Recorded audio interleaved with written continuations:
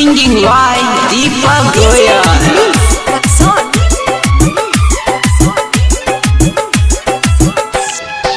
सैया गवना करा के जब से गइल हो तब से हमरो खबर नहीं लइल हो। सैया गवना करा के जब से गइल हो तब से हमरो खबर नहीं लइल हो। बनी बेचैन नैन रोवेला रुके नहीं लोरावा हो। बनी बेचैन नैन रोवेला रुके नहीं लोरावा हो। सीना से तकिया के साथ हो जला राजा बोरावा हो। सीना से तकिया के साथ हो जला राजा बोरावा हो। सीना से तकिया के साथ हो जला राजा बोरावा हो।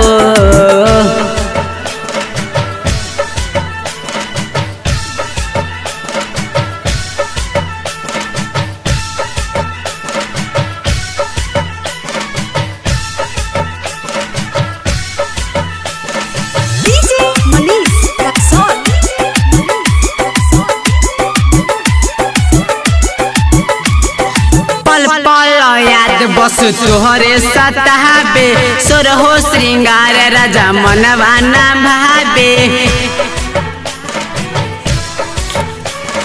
पल पल याद बस तोहरे सताबे सोरहो श्रृंगार राजा मनवाना भाबे।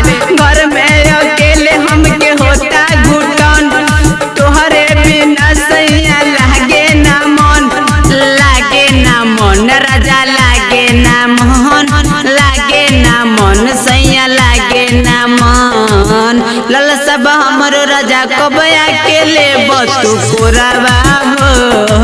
लल सब हमरो राजा कब अकेले बतू कोरावा हो। सीना से तकिया के साथ हो जला राजा बोरावा हो। सीना से तकिया के साथ हो जला राजा भोरावा हो। सीना से तकिया के साथ हो जला राजा भोरावा हो।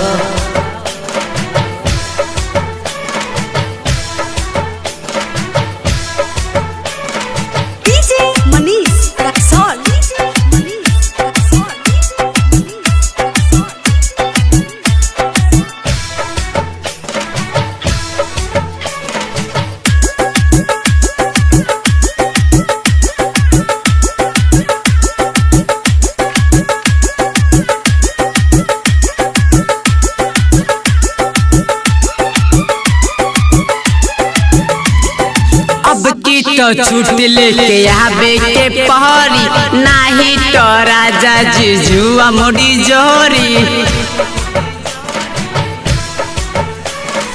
अब की तो छूट लेके आवे के पहरी नाही तो राजा जीजुआ मोड़ी जोरी।